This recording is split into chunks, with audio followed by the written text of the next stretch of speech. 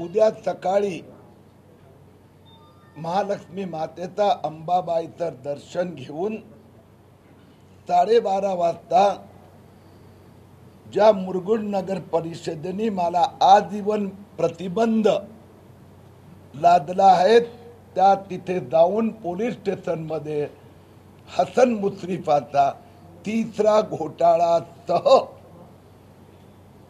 तिन्ही घोटाळ्यांची तक्रार दाखल करणार आहे।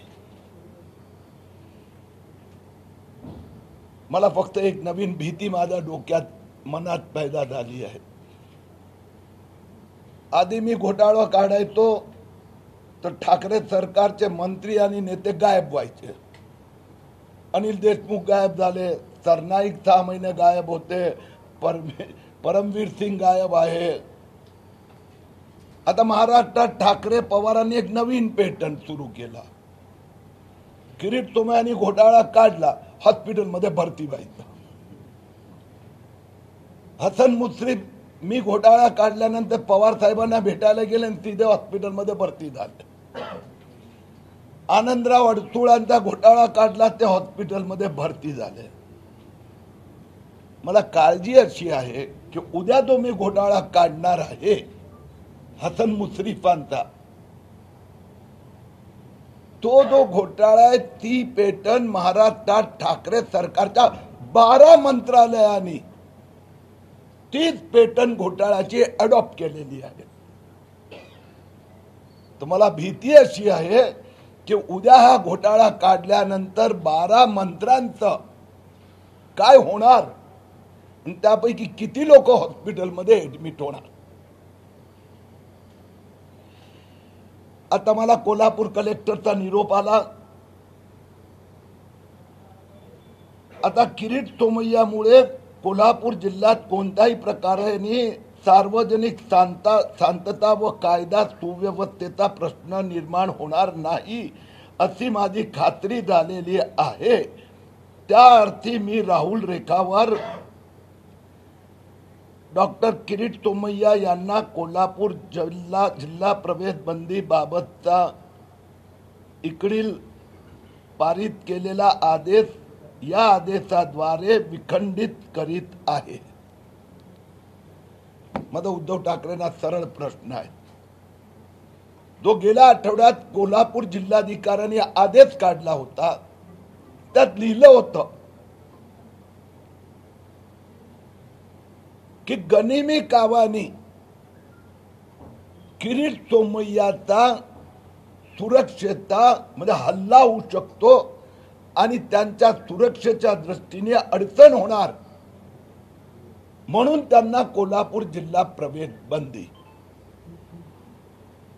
म्हणजे गनिमी कावाच्या लोकांची अटक झाली की नाही, तो गनिमी कावा कोणी केला होता? कलेक्टरचा आदेश मध्ये लिहिलं होतं की हसन मुश्रीफच्या सत्कारासाठी सन्मानासाठी एनसीपीने मोठ्या प्रमाणात कार्यक्रम आयोजित केले आणि त्यातले काही लोक हे किरीट सोमय्याची हत्या करू शकतात। मग ही जर तुमच्याकडे माहिती होती ज्यामुळे तुम्ही माझा कोल्हापूर प्रवेश बंदीचा निर्णय घेतला, तुम्ही पुढे ऍक्शन काय घेतली? मी केंद्र सरकारच्या गृह खात्याशी बोललो, मग मी कोणत्या गोष्टीपासून सावध राहायला हवं? केंद्र सरकारचा गृह खात्याने सांगितलं आम्हाला महाराष्ट्र सरकारने या संबंधात कोणतीही माहिती दिलेली नाही। मग या तो उद्धव ठाकरेंनी कबूल करावं की ते खोटं बोलत होते, किंवा त्यांनी मान्य करावे की किरीट सोमय्यावर गनिमी कावाने हल्ला करणारे लोक आमची आहेत, मला त्यांचं नाव उघड करता येणार नाही। मुख्यमंत्रींची ही जबाबदारी आहे।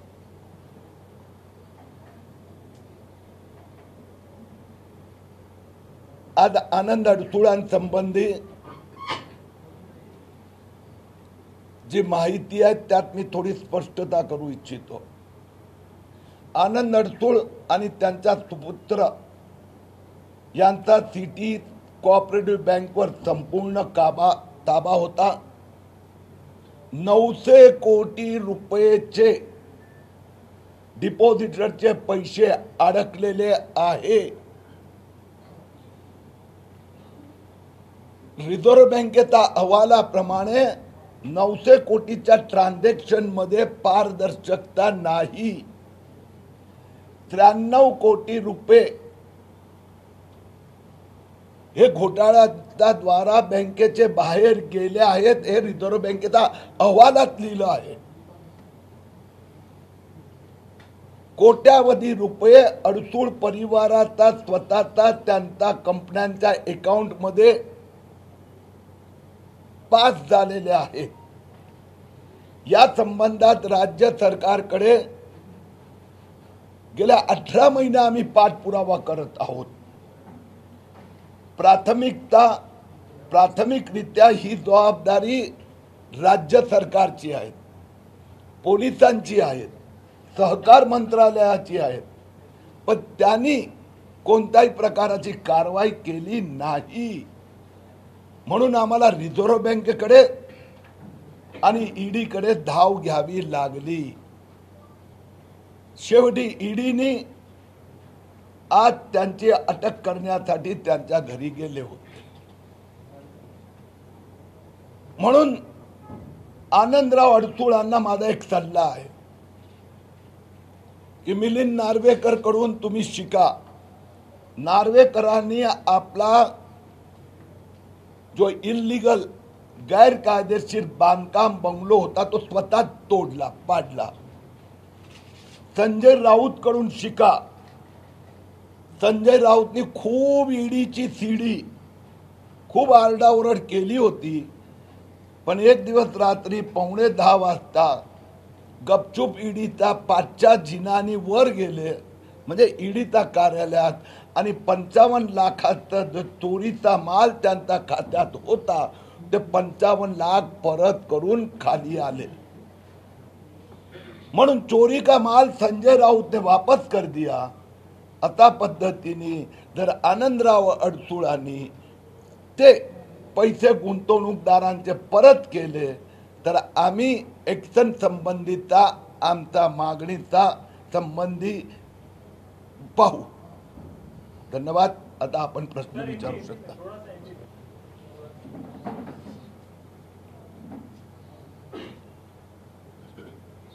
बोल. हाँ सॉरी, तू एक ही है, ये मारेंगे. मैंने कहा तू अकेला ये सब मारेंगे पकड़ के. अरे अरे कर दे. कल सुबह मैं 11 बजे कोल्हापुर में अम्बे माता के आशीर्वाद लूंगा और 12:30 बजे वही मुरगुड नगर पालिका जिन्होंने मुझे आजीवन प्रतिबंध प्रवेश बंदी की है, वहां पर पुलिस स्टेशन में जाकर हसन मुशर्रफ के पहला घोटाला, दूसरा घोटाला, तीसरे घोटाले, तीनों घोटाले की कंप्लेंट फाइल करूंगा. पहले मैं घोटाला निकालता था तो ठाकरे सरकार के मंत्री नेता गायब हो जाते थे. फिर वो अनिल देशमुख हो, प्रताप सरनाईक हो, परमवीर सिंह हो. अभी गत कुछ दिनों से मैं घोटाला निकालता हूं तो वो नेता अस्पताल में भर्ती हो जाता है. हसन मुशर्रफ हो, आनंद अडसूळ हो. कल मैं जो मुशर्रफ साहब का तीसरा घोटाला निकालने वाला हूं वो घोटाले की पैटर्न ठाकरे सरकार के 12 मंत्रालय में मुझे पाई गई है. तो मुझे डर है कि अभी 12 मंत्री अस्पताल में भर्ती हो जाएंगे. आनंद अडसूळ जिसको आज गिरफ्तार करने ईडी गई थी, उसके पीछे का कारण उद्धव ठाकरे जी है. सिटी कोऑपरेटिव बैंक के 900 करोड़ डिपॉजिटर्स क्या अटक गए हैं. गए 1.5 साल उन निवेशकों के लिए हमने राज्य सरकार और पुलिस के पास अनेक धक्के खाए. रिजर्व बैंक के रिपोर्ट के हिसाब से 93 करोड़ चोरी बाहर साइफन किए गए हैं। करोड़ों रुपए आनंद अड़तुड़, उनके परिवार और उनकी कंपनियों में पाए गए हैं। और ये 900 करोड़ के जो कुछ ट्रांजैक्शन हुए हैं वो पारदर्शक नहीं है, और इसके लिए ईडी ने उनको गिरफ्तार करने का निर्णय किया है। अभी अभी मुझे कोल्हापुर कलेक्टर ने इन्फॉर्म किया है कि आपकी जिला प्रवेश बंदी वापस ली गई है। मैं उद्धव ठाकरे शरद पवार से सवाल पूछना चाहता हूं कि गए सप्ताह में जब आपने यह आदेश निकाला उसमें लिखा था कि एनसीपी के कार्यकर्ता जमने वाले हैं और उनमें से कुछ एक छोटा सा ग्रुप किरीट सोमैया पे हमला कर सकता है। आज 8 दिन हो गए, ठाकरे सरकार ने उनके संबंध में क्या किया? अगर मेरी जान को खतरा थी, जरा आपको पता है, आपने केंद्र सरकार, आईबी और मुझे जेड सुरक्षा दी गई है, वो सीआईएसएफ को क्यों नहीं बताया? आप उनके खिलाफ एक्शन कब लोगे? धन्यवाद। किरीट जी, तुम्ही काय सांगाल? तुम्ही 24 नेते मंत्री यांच्यापैकी 12वा मंत्री म्हणून हसन मुश्रीफांचा तुम्ही घोटाळा बाहेर काढले, त्यांचे 3 घोटाळे तुम्ही बाहेर काढले, अनेक कोलकात्याच्या शेल कंपन्यांमार्फत ट्रान्झॅक्शन तुम्ही दाखवलं। मात्र या सगळ्या ट्रान्झॅक्शनमध्ये, या मोडस ऑपरेटिव्ह सिस्टीममध्ये तुम्हाला ठाकरे किंवा पवार यांच्याशी संबंधित कुठल्या परिवारातील सदस्यांचा यामध्ये समावेश आहे का? उद्या जेव्हा तुम्ही तक्रार दाखल करणार आहात तेव्हा पोलीस स्टेशनला तुम्ही या संदर्भातली कागदपत्र देणार आहात का? याचं उत्तर तुमच्या सगळ्यांसाठी आहे। तुझा प्रश्नाचा उत्तर सगळ्यांसाठी आहे। तुम्ही प्रश्न विचारलं की हसन मुश्रीफ त्यांनी शेल कंपन्या, बोगस कंपनी, बंद कंपन्यांमध्ये जे व्यवहार केले ते ठाकरे पवार काय असंच विचारलं ना? यांचा किंवा यांच्या परिवारात कुठेतरी तपास चालू आहे। मी जबाबदारीपूर्वक उत्तर दिला। अशा प्रकारची माहिती तक्रारी आल्या आहेत, तपास चालू आहे। यापूर्वी तुम्ही 2300 पानांचं म्हणजे डॉक्युमेंट्स तुम्ही ईडीला सादर केलेले आहेत, जमा केलेले आहेत, त्याची ईडी तपासणी करत आहे। मात्र जो तुम्ही तिसरा घोटाळा बाहेर काढताय त्या संदर्भातले कागदपत्र तुम्ही ईडीला देणार आहात का किंवा संबंधित पोलीस स्थानकाला देणार आहात का? आणि दुसरा प्रश्न त्याला जोडून, तुम्ही जेव्हा कागल पोलीस स्टेशनला जाऊन तक्रार द्याल त्यापूर्वी तुम्ही काही कारखान्यांची किंवा काही वैयक्तिक पाहणी करणार आहात का? कारखान्यासंबंधी जी मला माहिती हवी होती ते फोटो आणि बाकी माहिती पेपर्स मला मिळाले आहे। म्हणून आता मला टेक्निकॅलिटी पूर्ण करण्यासाठी पोलीस स्टेशनमध्ये तक्रार करायची आहे, ज्यामुळे जबाबदारी ठाकरे सरकारवर जाणार आहे। ईडी पासून इन्कम टॅक्स आणि बाकी डिपार्टमेंटमध्ये तक्रारी ऑलरेडी झालेल्या आहेत। तिसरा घोटाळीची पण मी करणार। यापूर्वी तुम्हाला कोल्हापूरमध्ये प्रवेशास बंदी घातली होती, मात्र ती आता बंदी तुमच्यावरची उठवण्यात आलेली आहे। ठाकरे सरकारचा यापूर्वी दबाव होता, मात्र आता ती बंदी घालवली, याकडे तुम्ही नेमकं कसं पाहता? त्या बंदीला मी भीक घालत नव्हतो आणि घालत नाही। कोण आता ठाकरे सरकारच्या ती टोकशाहीला दमडीची किंमत देत नाही। त्यांनी तर मला रेल्वे स्टेशनच्या बाहेरच 200 लोकांनी थांबवलं होतं, पण मी बसलो ना ट्रेनमध्ये, म्हणून आता थांब्यातल्या बंदीला उठून फेकून दिले असती मी। आता ते घाबरलेत म्हणून त्यांनी मागे घेतली, कारण की ती बंदी इल्लीगल होती म्हणून।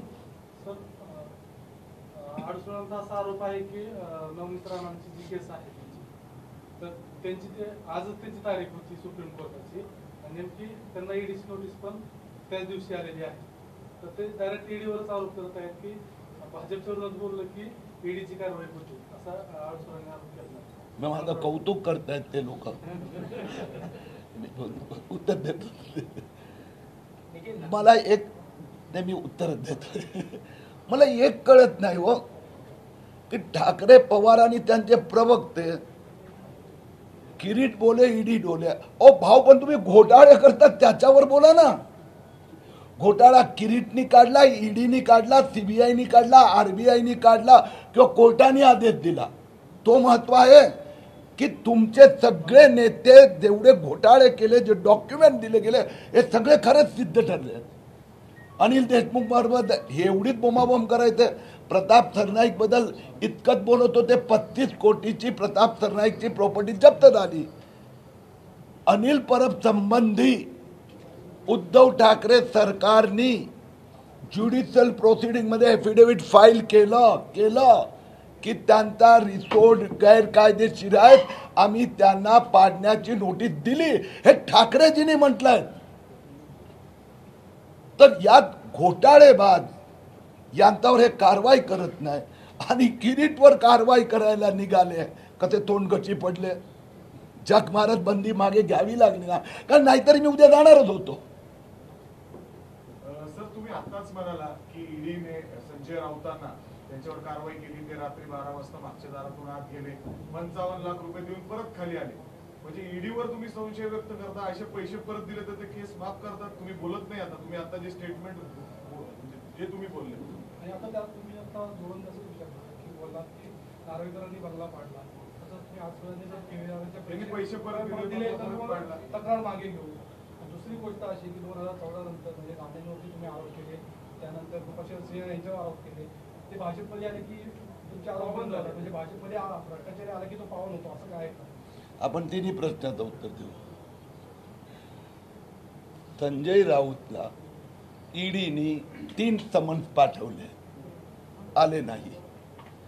संजय राऊत कडून ईडी समन्स पाठवते म्हणजे अटक वॉरंट नाही. समन्स म्हणजे ईडी कडे, नॉट ईडी, इन्कम टॅक्स पण करते ना. इन्कम टॅक्स मला पण पाठवते. म्हणजे मी चार्टर्ड अकाउंटंट आहे. एक मिनिट, उत्तर पूर्ण ऐकायचं. तर समन्स येणं म्हणजे तुम्ही गुन्हेगारच आहात. हे जे तुमचं ट्रान्झॅक्शन आहे त्या संबंधी आपल्याला दुसऱ्याकडून कळलं. संजय राऊतनी जे ब्राईब घेतली होती, हे संजय राऊतवर धाड नव्हती आली, परंतु पीएमसी बँक बुडाली, त्याची चौकशी सुरू झाली. त्यात एचडीआयएलनी प्रवीण राऊतच्या थ्रू 55 लाख संजय राऊतला दिले होते. हे बाहेर आलं. त्याची नोटीस पाठवली की बाबा हे 55 लाख तुम्हाला कसे मिळाले, तर तुम्ही उत्तर द्या. आणि ते संजय राऊत देऊ नाही शकले. आला लक्षात? पूर्ण मध्ये नाही बोलायचं. तर 55 लाख तुमचे. आता मुद्दा कसा असतो, it remains with the judiciary authority and the investigative authority. 55 lakh परत दिले म्हणजे चोरीचा माल होता हे सिद्ध झालं. त्याचीच नोटीस होती. मी सांगतो त्याची नोटीस होती स्पेसिफिक की हा पीएमसी डिपॉझिटरचा पैसा एचडीआयएलने 5,500 कोटीचा घोटाळा केला, तो दाबण्यासाठी तुम्हाला दिला होता का? तुमचं त्याच्यावर कर्ज होतं का? प्रोफेशनल फीज होती? नो. म्हणून त्यांनी रिटर्न केलं. आता त्याची पुढची जी आहे कारवाई, that will be decided by the investigative agency and judicial authority. Judicial authority काय वेळी काय सांगतात, 55 कोटीचा आहे ना घोटाळा, तर त्या 55 लाखाचं नंतर पाहू. It is for them to decide. आलं लक्षात? हा एक भाग झाला. दुसरा जो आहे की मिलिंद नार्वेकर, तर मिलिंद नार्वेकरने अनधिकृत बांधकाम केलं. मी जाऊन पाहिलं, मी तक्रार केली, मी सोडून द्या. पण माझ्या मागणीमुळे एन्व्हायरमेंट मिनिस्ट्रीची टीम दुसऱ्यांदा मिलिंद नार्वेकरचा बंगलो बघायला आली. त्यावेळी जिल्हाधिकारी आणि राज्य सरकारचे पर्यावरण मंत्रालयाच्या प्रतिनिधीला घेऊन गेली. त्यांनी दाखवले CRZ3 मध्ये आहेत. इथे काही करताना परमिशन घेतली पाहिजे, ते त्यांनी घेतली नव्हती. आणि म्हणून पर्यावरण मंत्रालय महाराष्ट्राने त्यांना सजेस्ट केलं, हे तू तोडून टाकलं, तो तोडला तर तुला मामूली वॉर्निंग मिळेल. Because in CRZ there is 2 दोन झोन आहेत. 0 to 200 मीटर मध्ये तुम्हाला काहीच करता येत नाही. अनिल परबचा रिसोर्ट 0 to 200 मीटर मध्ये आहे. 200 ते 500 मध्ये तुम्हाला restricted construction with prior permission. Milind नार्वेकरचा 200 ते 500चं बांधकाम झालं होतं. 200 ते 0 मधलं बांधकाम ड्रॉइंग होतं पण सुरू नव्हतं केलं. तो that Y environment ministry give them म्हणजे कोस्टल झोन मॅनेजमेंट ऑथॉरिटी, तर इट इज अ ज्युडिशियल कॅपॅसिटीमध्ये त्याला संधी दिली होती. हे 2 झाले. राहिली गोष्ट राणे. आता मला खरंच खूप बरं वाटते, मला झोपेत पण प्रश्न विचारला तो उत्तर देणार, कारण की प्रत्येक प्रेस कॉन्फरन्समध्ये प्रत्येक पत्रकाराचा प्रत्येक गावाला उत्सुकता असते. माझं उत्तर तोच असतो की हा प्रश्न सगळ्यात पहिला अनिल परबनी केला होता. अनिल परब रत्नागिरीचे पालकमंत्री त्यांनी केला होता. मी म्हणजे ज्यावेळी दापोलीला जायचो त्यावेळीचा प्रश्न आहे की किरीट तोमयाला माझाच रिसोर्ट का दिसतो, राणेचा बंगलो का दिसत नाही. मी सांगितलं, अरे भाऊ, जे तुमचे नेते आहेत ते पर्यावरण मंत्री आहेत आदित्य ठाकरे, जे नेते आहेत तुमचे ते मुख्यमंत्री आहेत. CRZ ही जबाबदारी राज्य सरकारची आहे, एक्झिक्युशन राज्य सरकारच्या हातात आहे. नारायण राणेचा बंगलो असतो की किरीट सोमय्याचं कुठलं तरी गैरकायदेशीर कामकाज असतं, राज्य सरकारने ऍक्शन घ्यावी. तुम्ही रोज उठून, तुम्ही म्हणजे नॉट यू म्हणजे रोज उठून हे यांचा प्रवक्ता पाक करतो नारायण राणेंनी गैरकायदेशीर. अरे मग घ्या ना ऍक्शन, का घेत नाही? Why are not taking action? I am asking Uddhav Thackeray नाव. मी मध्ये नाही येणार. यू टेक, माझा विरुद्ध कारवाई करा, लिगली करा, जे करायची ते करा. अशा प्रकाराने नाही की एनसीपीचे कार्यकर्ते गनिमी कावानी तुमची हत्या करू शकतात. अशा प्रकारचा रडीचा डाव चालणार नाही. Okay, next.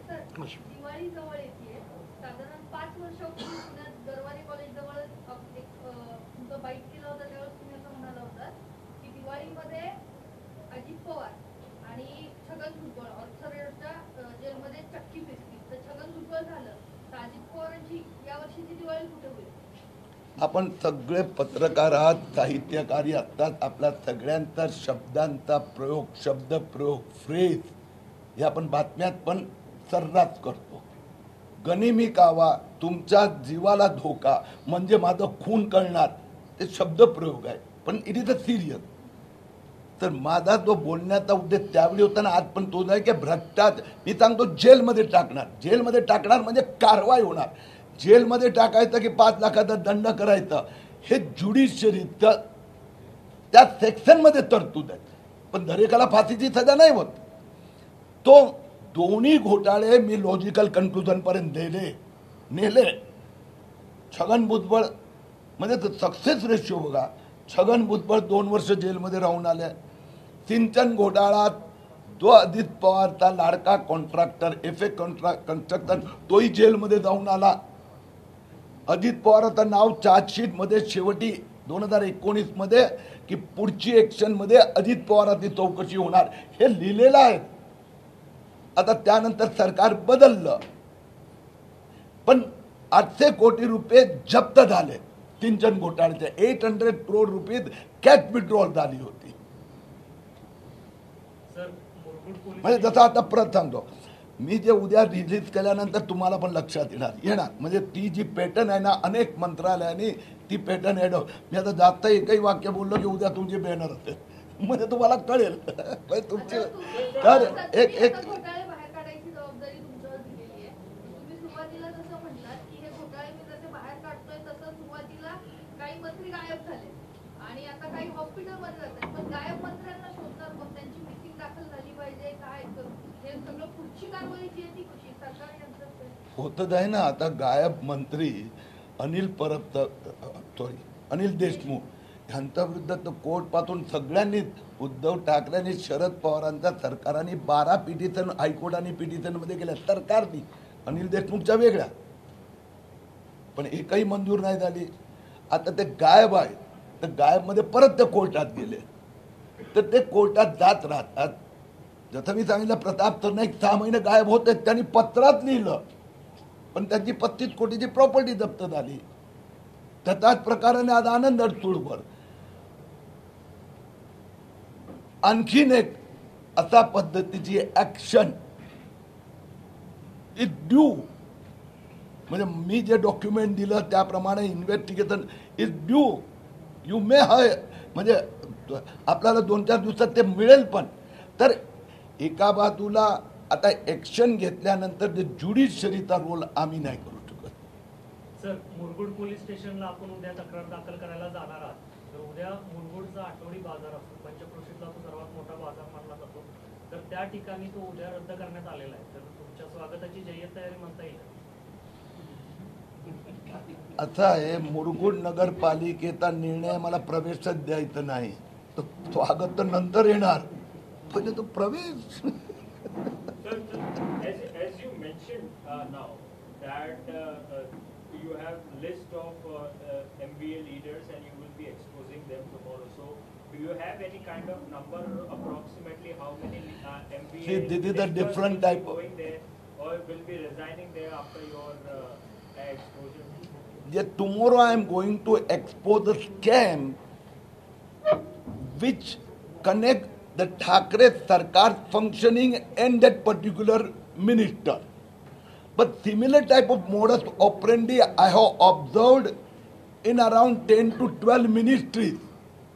I will have to go in detail. I already have file and document of one more minister who has adopted the similar type of modus operandi.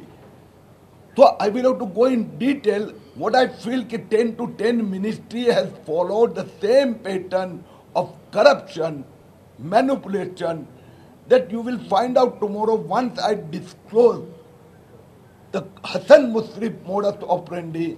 Then everybody in Maharashtra will start working on that. And as I told you, around a dozen ministers who are adopting the same type of modus operandi may will have to work day and night. Could you give any number how many ministers would be sacked after your exposure? You will have to observe how many get admitted in hospital. Keep watch.